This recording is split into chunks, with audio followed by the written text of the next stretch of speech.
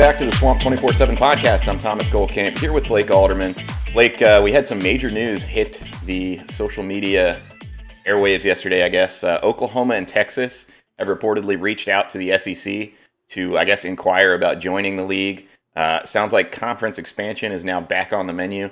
I guess first off, Blake, what's your take on this? I mean, those are two pretty big storied programs talking about coming to the SEC. I'm all for it. I'm interested to see if it did happen, how that would maybe shape different divisions or, maybe the fallout of that. Obviously, I might be putting the cart before the horse here, because things still need to fall into place if that does even happen. But I'm all for it. I think that's two big time programs. I think whenever you look back to just the conference, structures when they added Missouri and Texas A&M into the SEC, you look for those SEC type environments, the fan base, because in the SEC, man, football is life for those kind of teams. So I think when you look at those kind of atmospheres, I think that they mesh pretty well. I'm all for a trip to Austin to go for, a game of Florida against Texas. If that's a conference game, I'm all for that. I think it'd be great for the SEC. It's already the powerhouse conference in college football. So I'm all for it.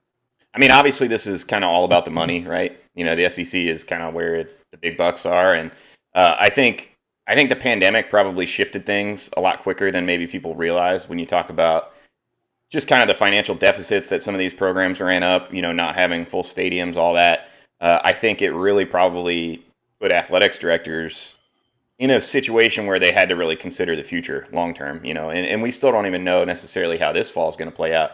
We were talking about it yesterday about, how we're going to handle credentials this fall. And we don't know if, it's going to be limited situation like before as far as this year. So who knows how long these financial impacts go. But obviously, when you talk about adding, for the SEC, two of these teams that are major markets, obviously in the Texas area, I know that, the SEC already has Texas A&M, but obviously the Longhorns are, those are some deep pockets, a lot of potential there. And then you talk about Oklahoma and how successful that they've been in the last several years. You're talking about adding two teams that I think everybody would say, are the type of programs that could be in the playoff hunt on an annual basis.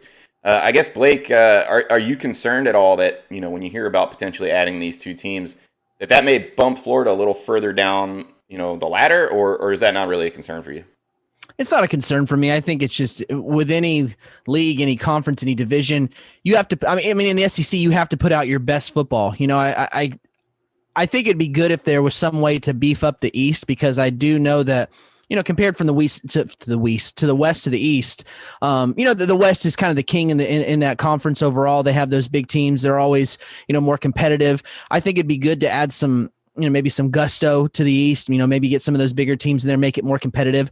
But I think at the end of the day, no matter who the team's in there, that does bring an added challenge, bringing two teams like that, because, bringing in a Texas or an Oklahoma isn't the same as adding, a Kentucky type of team or, South Carolina, a Vanderbilt type of team. Right. But I think in general, the SEC, how competitive it is, just how, any team can play you close in different conferences, different divisions. I think overall, just how competitive that league is. You have to go out and you have to play perfect every week. And that's just how the SEC works. So I don't think it's something you can concern yourself with. Sure, does adding Texas on the schedule and maybe making even 9 conference games in a season for Florida or for any SEC teams, that brings its own challenges. But I think overall, just the way the SEC works, you have to come and bring it every week. So I don't know that it's something I'm concerned about, just because it's already a very competitive conference. Yeah, and this is all obviously very new. I don't think everybody's got a full handle on exactly, what those conversations would look like between Oklahoma, Texas, and the SEC.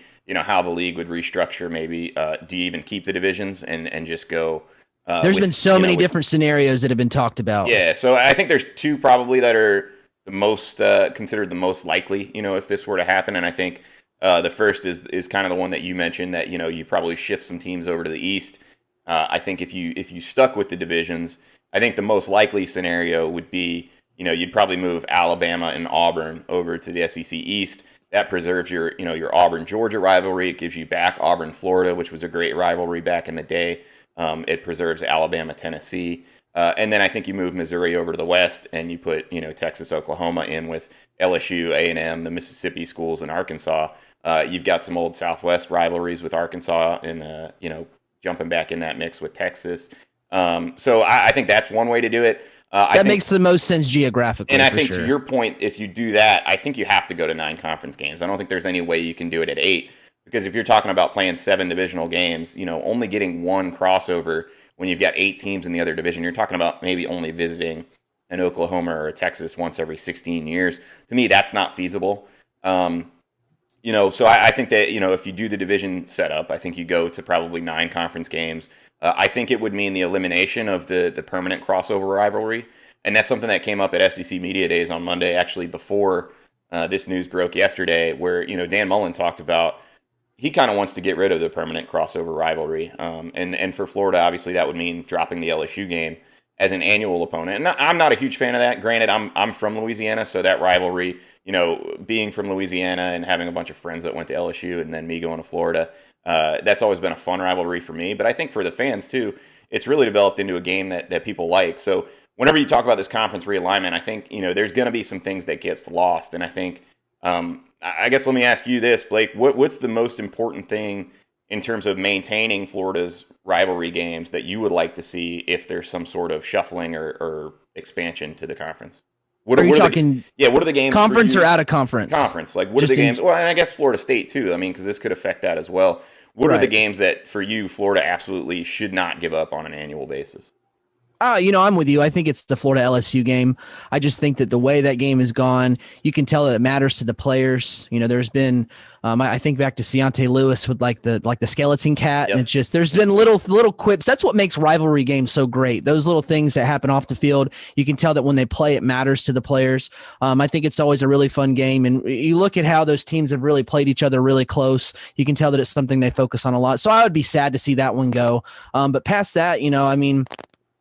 Uh, it's tough because a lot of the East games, like Florida, Tennessee, growing up for me, I remember, that was a big game. That Right. was one that everyone had circled. Fans were always really excited for. I remember walking to the stadium with my dad. I was like 8 or 9 years old, and some Tennessee fan, like said something slick to my dad, and they're about to like fight out there in the streets, going back and forth. And you just don't have that anymore. Yeah. So I think I hold on to that one. To the last 60. Right. I mean, It's not competitive anymore. And I think that's the same way with a lot of those games in the East. I mean, what was it? Florida beat Kentucky an absurd amount of times. I can't remember in a row. I thought it was 31, 30 something games in a row.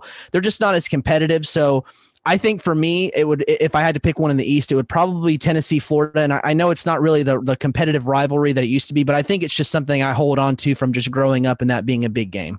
I think, so we talked about, that's if you keep divisions, that's probably what it looks like. You slide Alabama, Auburn over.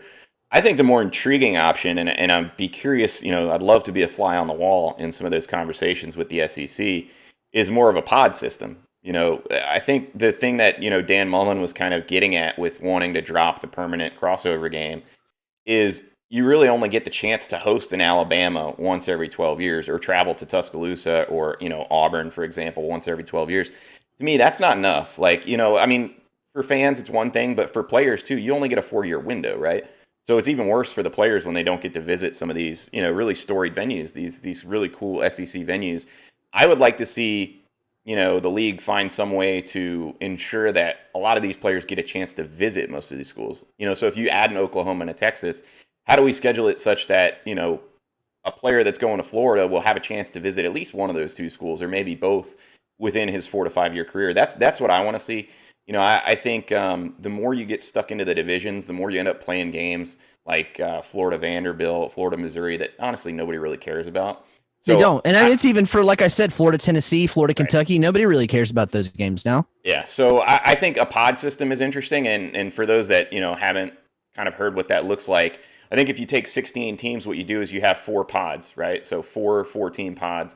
And basically the idea of the pod system would be you would want, those 4 teams, you want some significant rivalry games that should never go away. And when I think of it, I think Florida, Georgia obviously has to be paired due to location, due to how big a rivalry game that is. So you'd have something like maybe Florida, Georgia, maybe Tennessee and South Carolina, or Florida, Georgia, Kentucky, South Carolina.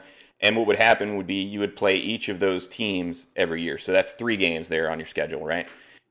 From there, I think, having 4 teams in each of the other pods, you could play 2 games against each of the other pods to where that adds you another 6 games. Now you're at 9 conference games, but you're playing opponents from across the league in these different pods routinely. So you're going to get more trips to, Arkansas and A&M, Texas and Oklahoma. I think that'd be a really cool way to do it. I don't know in practice how that would play out in terms of competitive balance, whether that would really allow, one program to have an advantage based on the pod. I think you'd really have to put, some brain power together to figure out how do we balance, not just the teams that right now are on top, but traditionally, historically have, had the ability to be pretty good. Like you mentioned, like a Tennessee, they used to be good. Do we evaluate, hey, can Tennessee get back to that powerhouse place, or is their run kind of, this is kind of who Tennessee is now? I think those are going to be really tricky conversations. And again, this is all so preliminary right now. I mean, I think it is, but it's fun to talk about. it is really fun to talk about. It's perfect offseason. I wish they had, dropped this news maybe 2 months ago when we were, starving for content. But no, I just think it's going to be really interesting. And I think, I think the Big 12 is going to be meeting today with some of its brass basically, and trying to figure out how to handle this. But like the way the news leaked yesterday, and Texas A&M's AD happening to be at SEC Media Days when this all came out, I think it's clear that there's some legitimate smoke behind this stuff, and so a lot to consider going forward, kind of with the future of college football. And I think I really think the pandemic accelerated this kind of thing in ways that people maybe didn't anticipate because of the financial situation. And I'm curious to see, if the SEC does take the lead on this. If you pull an Oklahoma and a Texas, man, you've got the dominant position in college football, and it'll be interesting to see how the Big Ten, the ACC, the Pac-12 maybe try to scramble to make additions. If you remember a decade back when the last kind of big conference expansion came around, it happened very, very quickly. I mean, it really snowballed quickly, and then those TV deals got struck. I think the SEC is and has been the dominant player in college football for a long time, and I think when you talk about Texas with the Longhorn Network that they tried to launch, now getting on board, I think that they're kind of in the place where they need to get on the train before it leaves the station, and I think that's what you're seeing. So Blake, I don't know. Let's take a quick break. I know we talked about today's show probably won't be quite as long, simply because we didn't learn a ton of new stuff at SEC Media Days. But we'll take a quick commercial break, and we'll be right back talking what we learned from Florida in Birmingham. Welcome back to the Swamp 24/7 podcast. I'm Thomas Goldkamp here with Blake Alderman. Blake, let's talk a little bit of SEC Media Days. Like I said, that event, I go to it a lot, not every year because I feel like you don't always learn a whole lot. It's a very rushed. It's almost like every little station gets their 5-minute snippet, and so you don't really learn a whole lot. But I think one of the things that did come out at SEC Media Days that was important, and we kind of hinted at it in the beginning half of the show. We don't really know how the league's going to approach COVID-19 this fall. We do know that the league is really kind of pushing teams to get vaccinated. I think the league came out in June with a threshold of 85% vaccinations. If 85% of your roster is vaccinated, all of a sudden you no longer need to do the daily surveillance testing, or not daily, but whatever the surveillance testing that they did last fall. I think it was every couple days or whatever. You don't have to do that. So obviously that's a big incentive to get vaccinated. Greg Sankey let us know that 6 of the 14 SEC teams, as of Monday, were past 80% vaccinated, so getting pretty close to that threshold. Florida wasn't one of them, and I think the reason that vaccinations are important as a topic when we're talking about football in this season is Greg Sankey said they're not planning to kind of structure the schedule such that they have that makeup date late in the season like you did last year where the LSU game got moved to. So if your team is not able to play, it's going to go down as a forfeit this year rather than a no contest. And that has obviously big implications for, your chances to win the league. If you're a team that doesn't get vaccinated, all of a sudden you have an outbreak like Florida had against A&M last year, you're talking about chalking up a loss in the loss column. So it'll be interesting to see how that kind of plays out. Dan Mullen said that Florida was getting close in terms of the number of vaccinations. One other interesting thing that I thought was kind of maybe glossed over by a lot of national media types was that Greg Sankey said they're considering lifting the roster limits that they had last year, where you had to have 53 scholarship guys, I think, and certain numbers. I think it was 7 O-linemen. You had to have 1 scholarship quarterback available.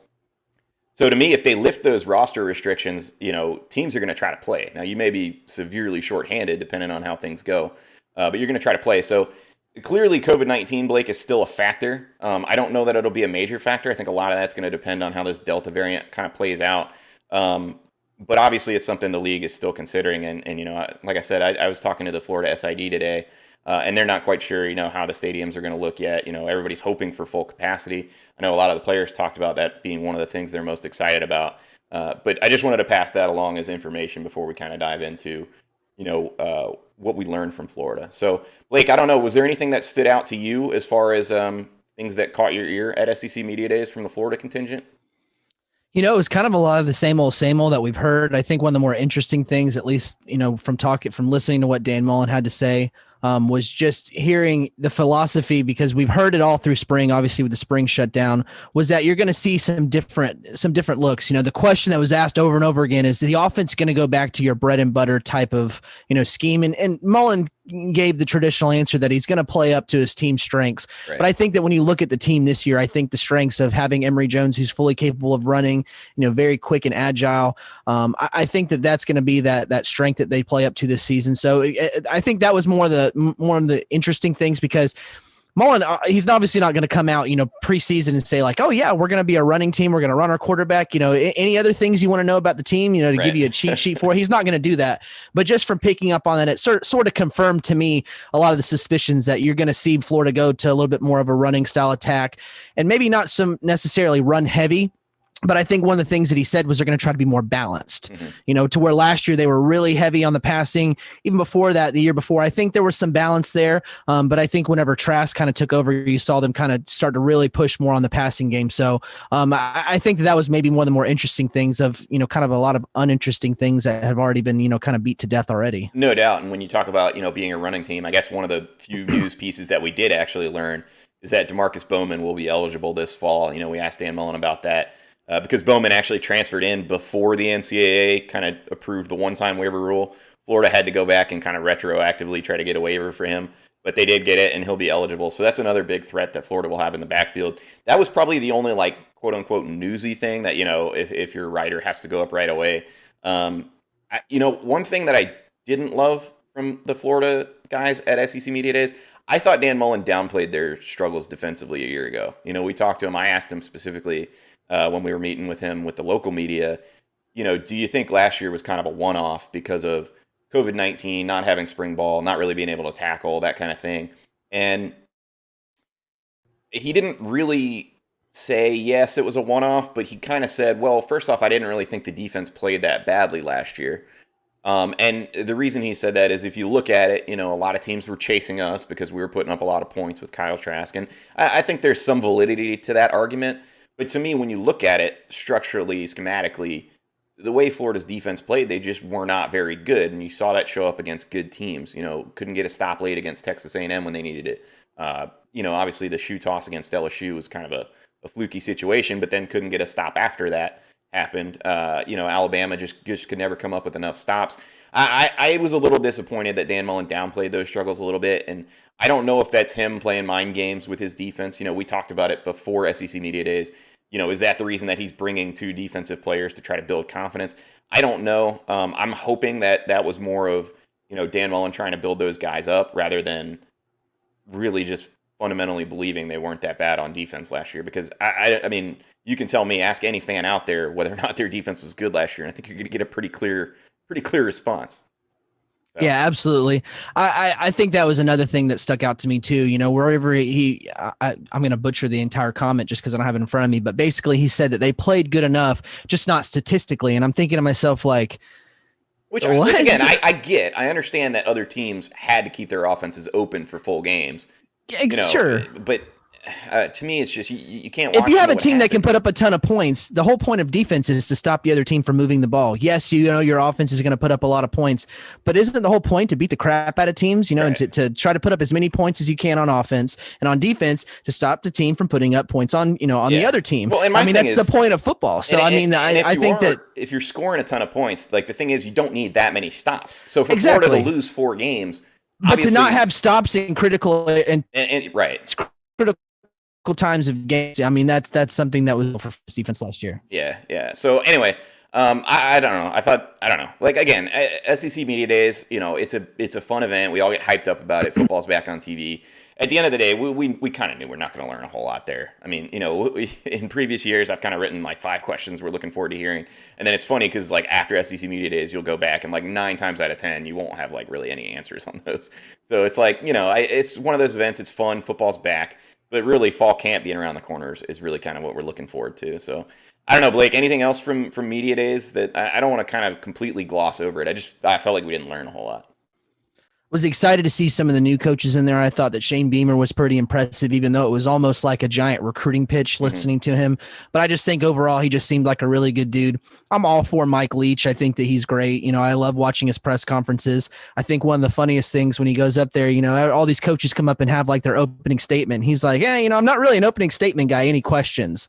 So I thought that was good. And it was good because last year with Lane Kiffin being in his first year at Ole Miss, you didn't have SEC Media Day. I always like Lane. I think covering him, and it would be really fun. And I think just, what he brings there, always has his little stabs at Saban, talking to things about that. So, I think it was cool just to see some of these guys that last year that we didn't get to see because of, not having SEC Media Day. So I thought it was cool to finally see some of those guys just because, covering, Florida, you don't really watch a lot of press conferences from other teams. You really don't follow a lot of other teams deeply unless they're going to be on the schedule for Florida that season. So I thought it was cool to actually see some of those guys because, I haven't watched a Mike Leach press conference since I think he was at like Washington State when he was there. So, I thought it was cool to see some of those new faces around the league. One of the things you mentioned I thought that was interesting was you mentioned Shane Beamer. It sounded like a giant recruiting pitch. I guess one thing I didn't have written down when we were, putting together this podcast was name, image, and likeness. And I think one thing that stood out to me was there was definitely some coaches in there that were kind of harping and pushing the envelope. I think, Nick Saban said that Bryce Young has made almost 7 figures now, almost $1 million in endorsements. It's pretty clear that some coaches are pushing that. And that was another area I was a little bit surprised that Dan Mullen didn't kind of dive into more. And I think, when you hear about Miami's got a booster that's going to pay players $6,000 a year, to make a couple endorsements for his gym. You hear about Bryce Young getting up to $1 million already. Those are significant recruiting pitches, and those are kids that kids out there are listening to these kind of things and kind of evaluating it. Now, I know Florida's got some stuff going on behind the scenes. I know that a couple players have inked deals here and there, but Dan Mullen was very much in hey, we got to figure out that the legality of everything first before we kind of dive in. And to me, that was, you just want to see, it goes back to kind of, I guess, recruiting in general under Dan Mullen. I'd like to see them just be more aggressive, really push the envelope, kind of be at the forefront of those things, be the guy that's saying, hey, look, we just had a Heisman Trophy finalist at QB. Here's what Emory's done in endorsements already. Like, you know what I mean? So I was a little bummed by that. I thought, as far as name, image, and likeness goes, I understand that, the way the law is written in Florida, the Gators have to be careful to make sure they're, not doing anything illegal. And there are certainly question marks about whether, the $6,000 a year Miami thing is even legal.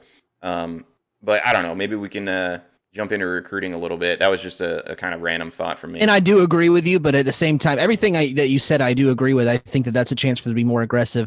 But I think at the same time, just hearing, having to make sure the legality of things, that seems like very much a Florida brass type of thing to where Florida's going to want to play. And I don't know that it's necessarily something on Dan Mullen. No, would I like to, and I think anyone would like to see him be more aggressive with things like that. But I think it's something that's above his head. Florida has been very, very compliance oriented for a long, long time. And like you said, that extends above Dan Mullen. That's very much a program thing where, they really are going to make sure that the 80s, with Charlie Pell and all that never happen again. So that's a fair point. It's not necessarily all on Dan Mullen. I would just like to see Florida be a little bit more But aggressive. I do agree with what you said. Absolutely. Yeah. So Blake, we had a rankings update for recruiting on Swamp I guess 24/7 as a whole. Can you walk us through some of the guys that maybe got bumped, some of the guys that maybe didn't? Yeah, Florida had 3 commits that had all that had bumps on the new top 247. 4-star linebacker Shamar James, who committed to Florida back in June over Alabama. He rose up, I believe it was 30 something spots up to number 88. So Florida has a top 100 commitment in their class. Really athletic linebacker. I've seen the guy play 7-on-7 and play offense as a wide receiver. And I mean, the way the guy moves, I think it was a warranted bump for him. Julian Humphreys, I think moved up. 13, 17 spots, something like that. And that's a guy that's coming in with that 6'1", 190, 185 pound frame, but is also very fast. He's one of the fastest guys in the state of Texas. Just kind of continuing that whole, bringing speed to Florida's class of a lot of those other guys that I've talked about on previous episodes of the podcast that have that kind of speed. So I think he's really interesting. It's a guy that teams are still kicking the tires on. I mean, this is a guy that committed to Florida, trying to think when it was. I think it was actually, I can pull it up real quick. It was in May. That's what I thought. Back in May, that was before the dead period opened back up. He took quite a lot of visits. He took the official visit to Florida on June 11th, but this is a guy that visited Alabama. He visited, Georgia, USC, Auburn. This kid literally, if you pick a school, he probably was there. He probably visited there. So while he hasn't completely shut things down, he has been recruiting guys for Florida. He's really talking up Florida. I'm actually planning to catch up with him one day this week, hopefully. He's been busy working out and doing all sorts of other things. But he'll be back for Friday Night Lights. So I was kind of going to preview that. He's going to be there for a 2-day visit.